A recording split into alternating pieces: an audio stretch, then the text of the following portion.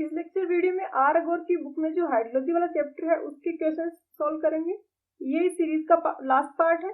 इसमें question number 101 से लेके 120 तक डिस्कस करेंगे। तो स्टार्ट करते हैं।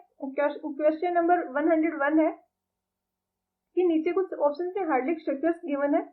इनमें से कौन सी हाइड्रोलिक स्ट्रक्चर्स होते हैं जो कि स्मॉल स्ट्रीम में या ओपन चैनल में डिस्चार्ज मेजरमेंट के काम में आते हैं। तो फर्स्ट गिवन है नोचेज। नोचेज कुछ ऐसा होता है जैसे कि मोस्टली लेबोरेटरी वगैरह में यूज होता है जहाँ पे डिस्चार्ज कम होता है। जैसे कि ये कोई ओपन चैनल है, इसमें से फ्लो हो रहा है। अब इसमें कुछ इस तरीके से नोच प्रोवाइड करवा दिए।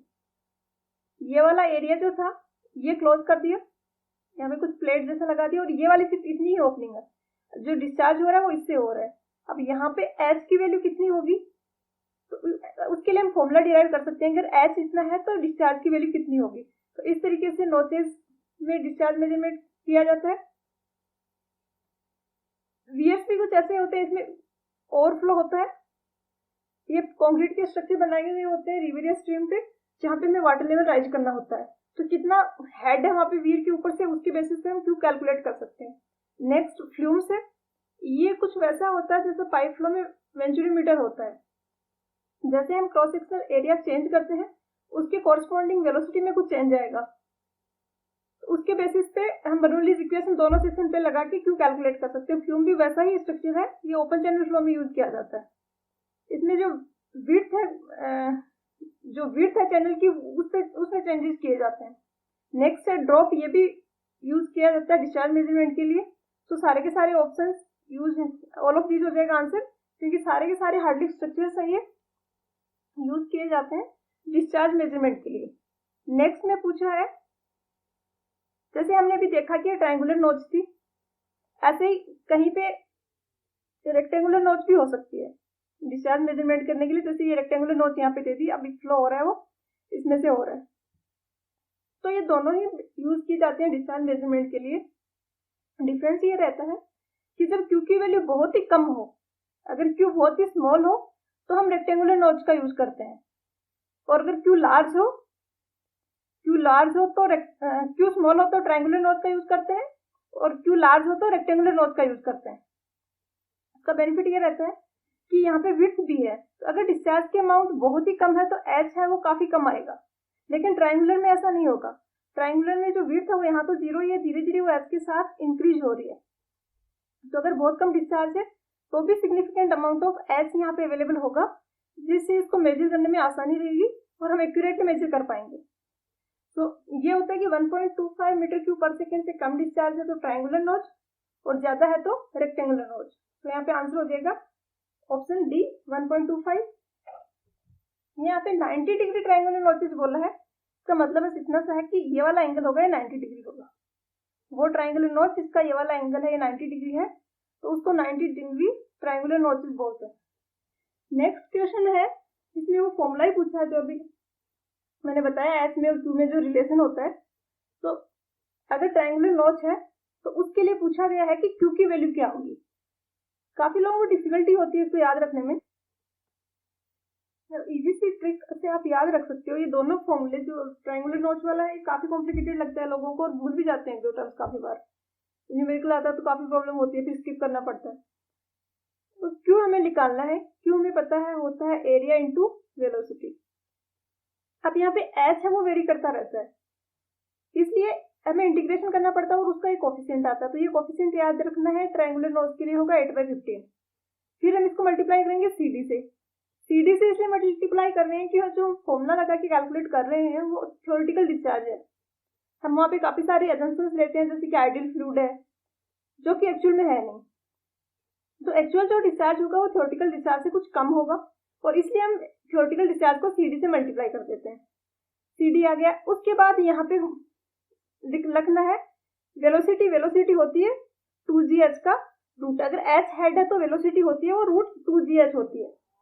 इसको भी अगर आप समझना चाहो तो मैं थोड़ा सा एक्सप्लेन कर देती हूँ। जैसे कि यहाँ पे कोई ओपनिंग है और यहाँ पे हेड है वो h है, तो यहाँ पे इस वाले पॉइंट पे टोटल एनर्जी होगी h। वेलोसिटी यहाँ पे 0 है, स्टैटिक है फ्लूइड। इससे बाहर निकलते ही फ्लूइड फ्लो करने लग गया। अभी डेटम हेड, अगर इसी वाली लाइन को डेटम लिया है तो डेटम हेड भी 0 हो गया। इज इक्वल टू, इस वाले पॉइंट पे प्रेशर हेड 0 है लेकिन वेलोसिटी हेड v²/2g आ गया और डेटम हेड भी 0 है, तो h is equal to v²/2g। तो ये फॉर्मूला आपको डायरेक्टली याद रखना है, काफी जगह यूज होता है। 2gs का रूट होगा वो वेलोसिटी होगा अगर h हेड प्रेजेंट है उस ओपनिंग से ऊपर, इनटू इसको मल्टीप्लाई कर देना है एरिया से। अब एरिया से मल्टीप्लाई करने के लिए ये होगा 1/2 इंटू ये h tan θ/2 base into height, height है h। अब इसको अगर सिंप्लीफाई करके लिखें तो क्या आएगा, एक मिनट थोड़ा सा इरेज कर देती हूँ नीचे वाला पोर्शन। ये ट्राइंगल का एरिया निकाला है, इसको हमें 2 से मल्टीप्लाई करना पड़ेगा क्योंकि हमने तो अभी एक ही ट्राइंगल का निकालना है, जबकि एरिया तो हमें पूरा लेना है, जो फ्लो हो रहा है वो पूरे एरिया से हो रहा है। तो इसको करना है 2 से मल्टीप्लाई, तो 2 और 2 पर नीचे कैंसिल हो गया। ये वाला था अपना ऑप्शन, सॉरी थोड़ा स्पेस कम है, तो यहाँ पे लिखेंगे तो 80/15 कोएफिशिएंट ऑफ डिस्चार्ज √2g आएगा। h रेज़ टू पावर कितना आ जाएगा, ये 1, ये 2 और ये हाफ, तो 5/2। ये स्मॉल है, सॉरी स्मॉल लिख देती हूँ क्योंकि हमने ऊपर स्मॉल में लिया है। h raise to power 5/2 into tan θ/2। यही फॉर्मूला होता है ट्राइंगुलर नोच का। ट्राइंगुलर नोच से जब डिस्चार्ज हो रहा है तो यही फॉर्मूला होता है। 8/15 आपने याद रखना है, CD से मल्टीप्लाई करेंगे, उसके बाद √2gs लिखेंगे, उसके बाद एरिया का फॉर्मूला लिखेंगे। एरिया आएगा h इंटू tan θ/2। तो ये तो आ गया जो स्टैंडर्ड फॉर्मूला। अब इसको ऐसे सीधा याद रखने की कोशिश करोगे, एग्जाम में कभी tan θ/2 याद नहीं देगा, कभी √2g वाला भूल जाओगे क्या था। तो इस तरीके से याद रखना है। सेम ऐसे ही रेक्टेंगुलर नोच का है, वो इससे भी इजी पड़ जाएगा क्योंकि वहां पे एरिया निकालना वो भी इजी है। यहाँ पे सबसे पहले कोएफिशिएंट रखेंगे इंटीग्रेशन वाला 2/3, उसके बाद CD आएगा, इसके बाद √2gh इंटू एरिया। अब यहाँ पे एरिया है वो होगा b इंटू h, तो इजी सा हो गया काफी। अब √2gh को आप दोनों में ये जरूरत पड़ेगी। वैसे नेक्स्ट वाले क्वेश्चन में आप ऑप्शन को ध्यान से देखोगे तो सोल्व करने का कुछ जरूरत ही नहीं पड़ेगी, आपको इतना पता है कि h रेज़ टू पावर 3/2 होता है रेक्टेंगुलर नोच में, तो इसलिए ये ऑप्शन कैंसिल हो गया, ये कैंसिल हो गया, ये भी कैंसिल हो गया। एक ही ऑप्शन ऐसा बचा है जिसमें h रेज़ टू पावर 3/2 आ रहा है, तो करेक्टली यही हो जाएगा इसका आंसर ऑप्शन ए। इस वाले में आप कैलकुलेट करके देख सकते हो, लेकिन यहाँ पे भी ये ऑप्शन गलत हो गया, ये गलत हो गया। इन दोनों में कंपेयर करोगे तो 4/15 इंटू CD तो आएगा नहीं क्योंकि 8/15 इंटू √2g था, उसको अगर सोल्व करते हैं 8/15 इंटू 2g का रूट, 2g का रूट ये काफी बार न्यूमेरिकल्स में भी आएगा। यहाँ पे उतना एक्यूरेटली करने की जरूरत नहीं है क्योंकि 4 का स्क्वायर होता है 16 और 5 का स्क्वायर होता है 25, तो इनके बीच में आप 4.5 लेके भी रखोगे तो आंसर यहाँ पे आ जाएगा। लेकिन काफी बार बिल्कुल एक्यूरेटली कैलकुलेट करने की जरूरत भी पड़ जाती है, तो इसको आप मतलब सजेस्ट करूँ कि याद रख लो 4.42 होता है √2g की वैल्यू। तो कहीं पे क्लोज ऑप्शन है, न्यूमेरिकल है, तो इसको सोल्व कर लेना, अदरवाइज 4.5 रख के जैसे इस वाले क्वेश्चन में आप इजीली कर सकते हो। तो काफी इजी हो गया। ट्राइंगुलर नोच है, एक ही कोएफिशिएंट याद रखना है 8/15, √2gs वेलोसिटी हो जाएगी, जो एरिया आ रहा है उससे मल्टीप्लाई कर देना है। रेक्टेंगुलर नोच है, ये कोएफिशिएंट होगा ये 2/3 हो जाएगा, same CD into √2gs into b into h कर देना है। तो काफी इजी रहेगा इस तरीके से याद करना। नेक्स्ट क्वेश्चन पे चलते हैं। तो इस वाले में D हो जाएगा आंसर, ये 4/15 तो आएगा नहीं, आप इसको सोल्व करके देखोगे तो ये D वाला आंसर आएगा। नेक्स्ट है क्वेश्चन नंबर 105। 105 में 4 स्टेटमेंट गिवन है, सारे के सारे स्टेटमेंट सही है। यहाँ पे जो गिवन है मैं एक्सप्लेन कर देती हूँ कि क्या है यहाँ पे इंफॉर्मेशन गिवन स्टेटमेंट में। फर्स्ट स्टेटमेंट में बोला है कि बहुत ही ज्यादा एक्सेसिव प्रेसिपिटेशन होता है तो उसके कारण कैचमेंट एरिया में पानी ज्यादा, अगर कैचमेंट एरिया में एक्सेसिव प्रेसिपिटेशन होता है तो उसके कारण कैचमेंट एरिया से रन ऑफ होगा वो ज्यादा होगा और उसके कारण रिवर में फ्लड की सिचुएशन बन जाएगी। नेक्स्ट स्टेटमेंट में बोला है कि जो भी मेथड्स हम अडॉप्ट करते हैं हैवी रिवर डिस्चार्ज मतलब ज्यादा डिस्चार्ज है रिवर में तो फ्लड बोलते हैं हम उसको। तो जो मेथड्स हम अडॉप्ट करते हैं मैनेज करने के लिए, जब रिवर में डिस्चार्ज बहुत ज्यादा है उस टाइम डिस्चार्ज को मेजर करने के लिए जो मेथड्स अडॉप्ट करते हैं उनको हम बोलते हैं flood control methods. Next statement है कि फ्लड्स है वो ह्यूमंस के कंट्रोल में नहीं है, वो ओनली एंड ओनली चेक कर सकते हैं और उसके डिवास्टिंग इफेक्ट को कम कर सकते हैं। कैसे कि आसपास के रेजिडेंशियल एरिया है उसको खाली करवा लिया, कुछ रिटायर्डिंग रिजर्वोयर वगैरह डिजाइन कर दिया, इस टाइप के कुछ एफर्ट्स करके। पार्ट डी में बोला है कि हम एलिमिनेट नहीं कर सकते फ्लड को, ऑब्वियसली हम एलिमिनेट नहीं कर सकते क्योंकि ये प्रेसिपिटेशन का रिजल्ट है और प्रेसिपिटेशन पे अपना कंट्रोल नहीं है ह्यूमंस का, तो हम उसको कंट्रोल नहीं कर सकते, हम उसके इफेक्ट को मिटिगेट कर सकते हैं। सो ई हो गया answer, all of these statements are correct. Next है 106। नेक्स्ट स्टेटमेंट में ऑप्शन ए में जो बोला गया है कि क्वेश्चन में बोला गया है कि कौन कौन से हम करेक्टिव मेजर्स की हेल्प से कंट्रोल कर सकते हैं फ्लड को। ऑप्शन ए में बोला है कि सूटेबल हाई एम्बैंकमेंट। एम्बैंकमेंट ऐसा होता है जैसे कि ये नॉर्मल रिवर है, ये इसका क्रॉस सेक्शन है नॉर्मल, ये इसके बैंक्स है, तो यहाँ पे हम स्ट्रक्चर बना देते हैं कुछ काफी हाइट के स्ट्रक्चर यहाँ पे हमने बना दिए। कुछ ऐसा क्रॉस सेक्शन होता है उसका ट्रेपेजोइडल टाइप का जो अर्थन डैम का होता है, इसको अर्थन एम्बैंकमेंट बोला जाता है। पर्पज ये है कि जब क्यू की वैल्यू बहुत ज्यादा है तो पानी की वाटर की टेंडेंसी रहेगी कि ये रिवर के बैंक से ओवरफ्लो हो क्योंकि क्यू काफी ज्यादा है। और उस केस में ये एम्बैंकमेंट यहाँ पे अगर ये एम्बैंकमेंट नहीं होता है तो ये आसपास के काफी सारे एरिया को सबमर्ज कर सकता था, लेकिन ये एम्बैंकमेंट यहाँ पे है और इसकी हाइट काफी ज्यादा है, तो जो वाटर का जो फ्लो हो रहा है वो इतने ही एरिया में कन्फाइन हो जाएगा, इससे बाहर वाटर नहीं जा पाएगा। तो इन स्ट्रक्चर्स को बोला जाता है अर्थन एम्बैंकमेंट। तो अगर हम अर्थन एम्बैंकमेंट बनाए तो हम कम कर सकते हैं, फ्लड को कंट्रोल कर सकते हैं। सेकेंड है कि हम एक डैम बना लें जो कि स्टोर कर ले एक्सेस वाटर को, कि हमने एक डैम बना दिया, जब रिवर में डिस्चार्ज बहुत ज्यादा है तो वाटर को उधर डाइवर्ट करके स्टोर कर लिया, कुछ टाइम बाद प्रेसिपिटेशन बंद हो गया, रन ऑफ कम हो गया, धीरे धीरे डिक्रीज होएगा रिवर में डिस्चार्ज। जब रिवर में डिस्चार्ज कम हो गया है तो अब धीरे धीरे हम जो वाटर स्टोर किया रिजर्वोयर में उसको वापस से रिवर में डाल दें। तो इस टाइप के रिजर्वोयर बनाए जाते हैं, इनको रिटार्डिंग रिजर्वोयर भी बोला जाता है। तो जहाँ पे रिजर्वोयर बना है उसके डाउनस्ट्रीम में डिस्चार्ज काफी हद तक कम हो जाएगा। तो दोनों ही ऐसे मेजर्स हैं जिससे कि हम फ्लड को कंट्रोल कर सकते हैं। तो आंसर हो जाएगा option C, both A and B. Next है कि कौन सी टेक्निक्स है तो सुटेबल है रिवर फ्लड को टैकल करने के लिए। यहाँ पे भी आंसर ऑल ऑफ दीज ही है, सारे स्टेटमेंट सही है।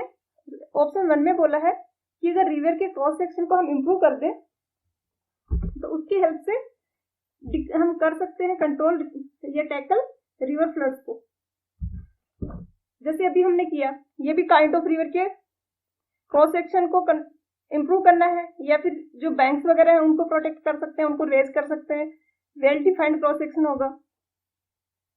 तो ये सारे मेजर्स हो सकते हैं। सेकंड है कि कट ऑफ, मिंडरिंग रिवर है उसमें कट ऑफ प्रोवाइड कर दें। मिंडरिंग रिवर होता है कुछ इस टाइप से, जैसे इस तरीके से अगर रिवर है कोई उसमें ऐसे बन रहे हैं लूप से, तो उसको मिंडरिंग रिवर बोला जाता है।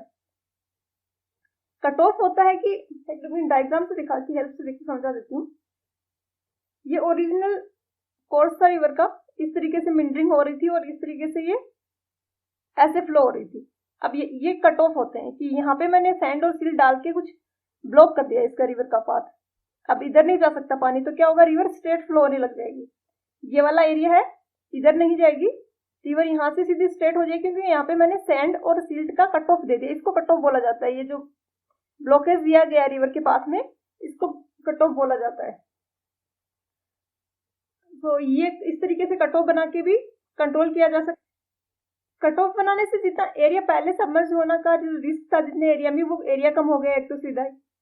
नेक्स्ट में ये है कि डाइवर्जन चैनल। डाइवर्जन चैनल कुछ ऐसा होता है कि ये रिवर है, यहाँ पे डाइवर्जन चैनल प्रोवाइड कर दिया और यहाँ पे कोई वाटर बॉडी है,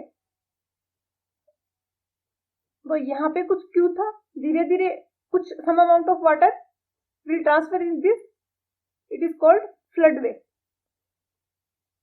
तो कुछ अमाउंट ऑफ वाटर फ्लडवे में चला जाएगा, तो इसके कारण इसके डाउनस्ट्रीम में डिस्चार्ज कम हो जाएगा। काइंड ऑफ ये रिटार्डिंग रिजर्वोयर ही एक्ट करता है। मोस्टली ये नेचुरली अवेलेबल होता है, इस टाइप का टोपोग्राफी होती है आपके कैचमेंट एरिया में कि कोई ऐसा लो लाइंग एरिया है जिसको एज ए फ्लडवे यूज किया जा सकता है। तो ये इसको हम डाइवर्जिंग चैनल बोलते हैं कि ये चैनल डाइवर्ट कर रहा है वाटर को। तो आंसर हो जाएगा option D, all of this. सारे के सारे मेजर्स यूज किए जाते हैं टैकल करने के रिवर फ्लड्स को। नेक्स्ट क्वेश्चन है ये अर्थन एम्बैंकमेंट जो अभी हमने पहले पढ़ा उसी पे है। फर्स्ट स्टेटमेंट में बोला है कि अर्थन एम्बैंकमेंट्स कंस्ट्रक्ट किए जाते हैं फ्लड कंट्रोल करने के लिए। इनको लेवीज और डाइक्स भी बोला जाता है, इन्हीं का नाम है। इससे कंफ्यूज नहीं होना है अगर कोई दूसरा क्वेश्चन दिया जाए। लेवीज और डाइक्स एम्बैंकमेंट्स को भी बोला जाता है अर्थन एम्बैंकमेंट।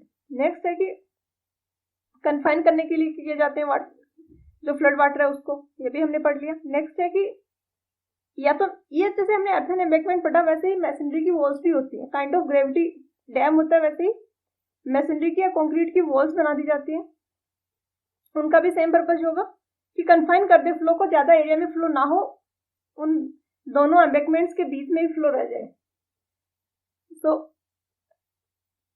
अब ये है जैसे अर्थन एम्बैंकमेंट, यहाँ पे वाटर की ये डेप्थ है, तो प्रेशर डायग्राम कुछ इस तरीके से बनेगा। यहाँ प्रेशर होगा WH, यहाँ पे टॉप पे प्रेशर 0।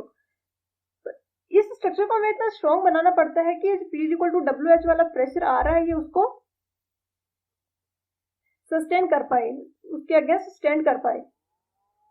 वैसा ही है काइंड ऑफ जैसे ग्रेविटी डैम और अर्थन डैम में होता है, बस हाइट कम होती है। तो यूज ऐसे ये टाइम यूज के लिए बेसिकली पर्पस ये कि प्रेशर ऑफ वाटर जो है उसको वो स्टैंड कर पाए, इतना स्ट्रॉन्ग अपना स्ट्रक्चर मैसनरी वॉल हो या एम्बैंकमेंट डैम हो उसको बनाया जाता है। नेक्स्ट है कि फ्री बोर्ड सूटेबल हाइट का देना चाहिए टू अवॉइड ओवरटॉपिंग। ओवरटॉपिंग होता है कि अगर डिजाइन किया गया वो तो वाटर लेवल यहाँ तक था, लेकिन किसी कारण से वाटर लेवल टॉप तक रेज हो गया, टॉप तक इंक्रीज हो जाएगा वाटर लेवल, तो अब उसके बाद इसके ऊपर से ओवरफ्लो होने लग जाएगा। अब अर्थन एम्बैंकमेंट होता है ये कंक्रीट का बना स्ट्रक्चर नहीं होता है, ये लोकली अवेलेबल मटेरियल से रॉक फिल का हो सकता है या सैंड वगैरह जो भी अवेलेबल वहां पे सोइल है उसको कॉम्पैक्ट कर करके उससे बनाया जाता है। अब इसमें ओवरटॉपिंग काफी क्रूशियल हो जाता है।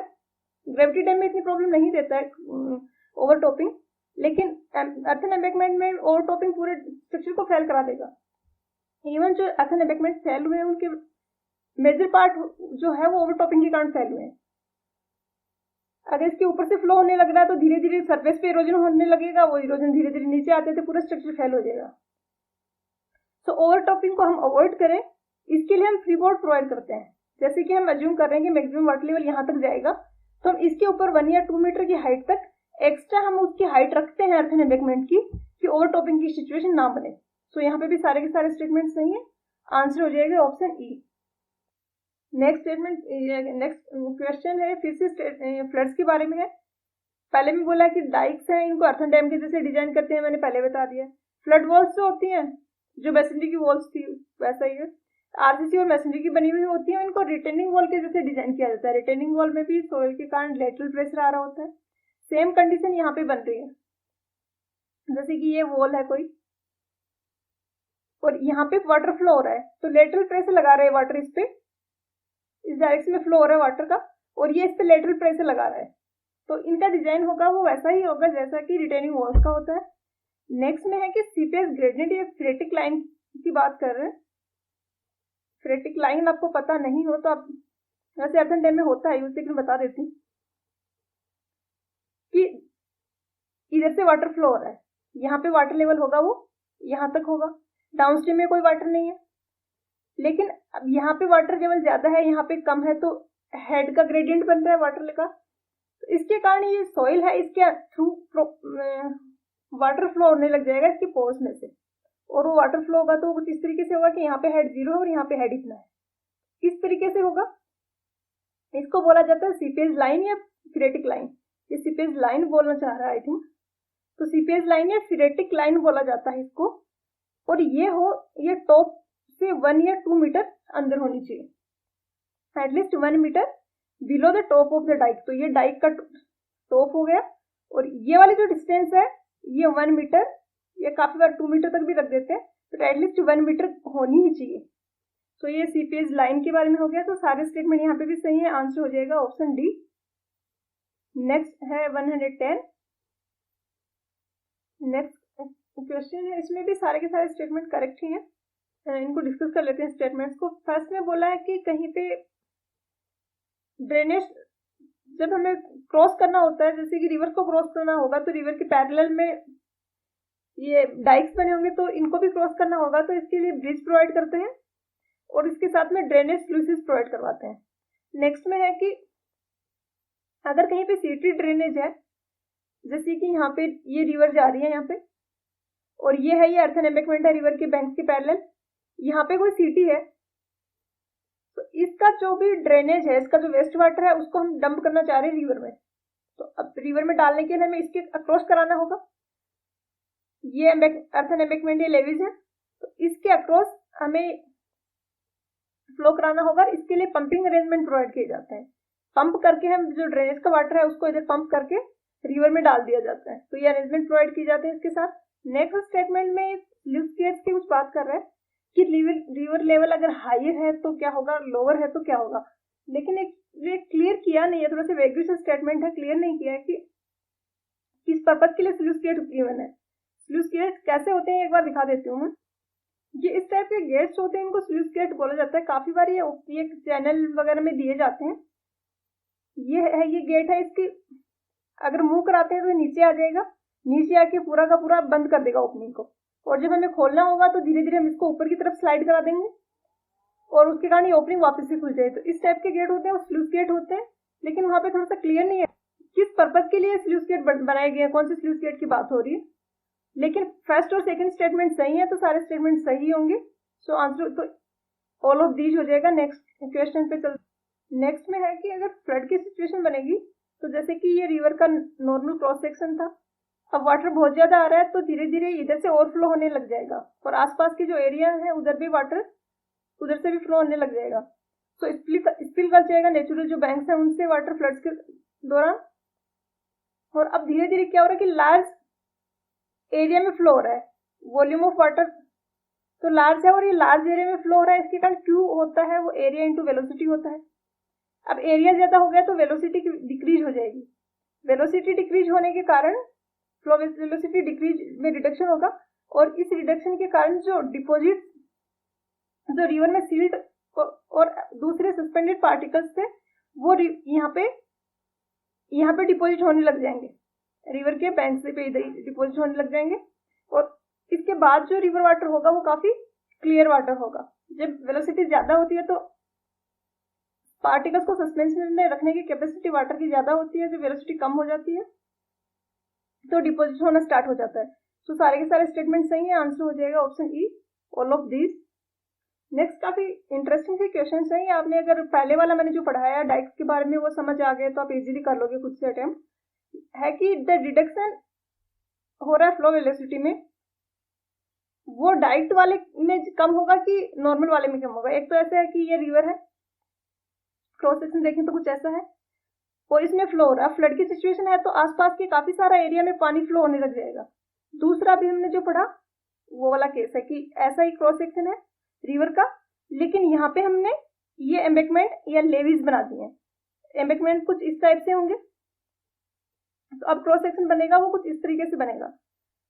अब जो फ्लो होगा उसके लिए एरिया अवेलेबल होगा वो कम हो जाएगा। पहले जहाँ पे फ्रीली काफी सारे एरिया में फ्लो होने लग गया था, यहाँ पे वो सिचुएशन अब नहीं बनेगी, अब कन्फाइन रह जाएगा फ्लो सिर्फ इतनी विड्थ में। तो इसके कारण जो रिडक्शन होगा फ्लो की वेलोसिटी में डाइक्ट रिवर्स में वो रिडक्शन कम होगा यहाँ पे। सो आंसर हो जाएगा ऑप्शन बी। नेक्स्ट में कि सील डिपोजिशन होगा डाइक्ट रिवर्स में वो कम होगा कि ज्यादा होगा। जो वेलोसिटी में रिडक्शन कम होगा, वेलोसिटी उतनी रिड्यूस नहीं हो रही है तो डिपॉजिट भी उतने ज्यादा नहीं होंगे, तो डिपॉजिट भी हो जाएंगे लेस। नेक्स्ट में है कि ये मल्टीपर्पज रेजर्वोयर है, कंस्ट्रक्टेड है अक्रॉस द रिवर। तो इसको हम किस पर्पज से यूज कर सकते हैं? मल्टीपर्पज नाम से पता चलता है कि काफी सारे पर्पज फुलफिल कर रहा है। सो ऑप्शंस यहाँ पे हैं irrigation, hydel power generation, flood control, all of these. तो ये मल्टीपर्पज रेजर्वोयर है तो ऑल ऑफ दीज होगा। एक ही रेजर्वोयर डिफरेंट पर्पज फुलफिल करता है। सो आंसर हो जाएगा ऑप्शन डी। नेक्स्ट 115। नेक्स्ट में ये क्वेश्चन नंबर 115 में फर्स्ट स्टेटमेंट हम डिस्कस कर चुके हैं पहले ही। सेकंड में है कि चैनल में अगर हम कट ऑफ प्रोवाइड करते हैं, कट ऑफ मैंने पहले एक्सप्लेन किया है, तो अगर कट ऑफ प्रोवाइड कराते हैं तो चैनल हार्डली एफिशिएंट हो जाता है। हार्डली एफिशिएंट चैनल का मतलब उसमें लॉसेस कम हो जाते हैं। तो कट ऑफ प्रोवाइड करने से उसकी लेंथ कम हो जाएगी और लेंथ कम होने के कारण ऑटोमेटिकली उसमें जो लॉसेज हो रहे थे वो कम हो जाएंगे। नेक्स्ट में है कि कट ऑफ सिमिलर है चैनल इम्प्रूवमेंट। चैनल इम्प्रूवमेंट भी एक मेथड्स होता है फ्लड कंट्रोल का, कि हम उसके चैनल में बैंक्स वगैरह है, वहाँ पे जो घास वगैरह है, जो वेजिटेटिव है, उसको रिमूव कर दें ताकि उसमें जो फ्लो हो रहा है वो स्मूथ फ्लो हो और आसपास के एरियाज में वाटर फ्लो ना हो, स्मूथली वाटर है वो चैनल में ही फ्लो हो जाए।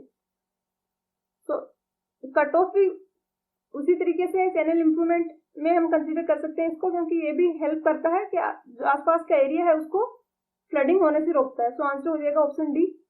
नेक्स्ट में है कि नीचे ये कुछ स्टेटमेंट गिवन है सोइल कंजर्वेशन के रिगार्डिंग। सोइल कंजर्वेशन होता है सोइल की जो अपर लेयर है उसको प्रोटेक्ट करना, क्योंकि जो फर्टाइल लेयर होती है लैंड की, तो उसको प्रोटेक्ट करना होता है, ये सोइल कंजर्वेशन होता है। फर्स्ट हमें है कि ये स्टेटमेंट्स हैं, यहाँ पे फर्स्ट स्टेटमेंट है तो सोइल कंजर्वेशन में कुछ इस तरीके से टेक्निक्स यूज करते हैं ताकि रन ऑफ वो कम हो जाए। रन ऑफ कम हो जाएगा तो इरोजन कम होगा, अगर रन ऑफ बहुत ज्यादा है तो धीरे धीरे इरोजन होगा सोइल की अपर लेयर का। तो सोइल इरोजन को रोकना कंजर्वेशन है। रन ऑफ कम हो रहा है, इट मीन्स इन्फिल्ट्रेशन इंक्रीज हो रहा है। जैसे कि अगर वेजिटेटिव कवर लगा दिया सोइल को कंजर्व करने के लिए तो इन्फिल्ट्रेशन इंक्रीज होगा। रन ऑफ डिक्रीज हो रहा है तो इवोपोट्रांसपिरेशन इंक्रीज होगा, सोइल का इरोजन भी डिक्रीज होगा, रिड्यूसेस द सोइल इरोजन। और लास्ट है कि ये फ्लड्स को मिटिगेट करने में हेल्प करेगा। अगर रन ऑफ कम हो रहा है किसी एरिया से, किसी कैचमेंट एरिया से रन ऑफ कम हो रहा है तो ऑब्वियसली रिवर में जो पानी जाएगा वो कम जाएगा और फ्लड की सिचुएशन है वो कम बनेगी। सो आंसर हो जाएगा ऑप्शन डी। सारे के सारे स्टेटमेंट है करेक्ट। नेक्स्ट है ये क्वेश्चन 117।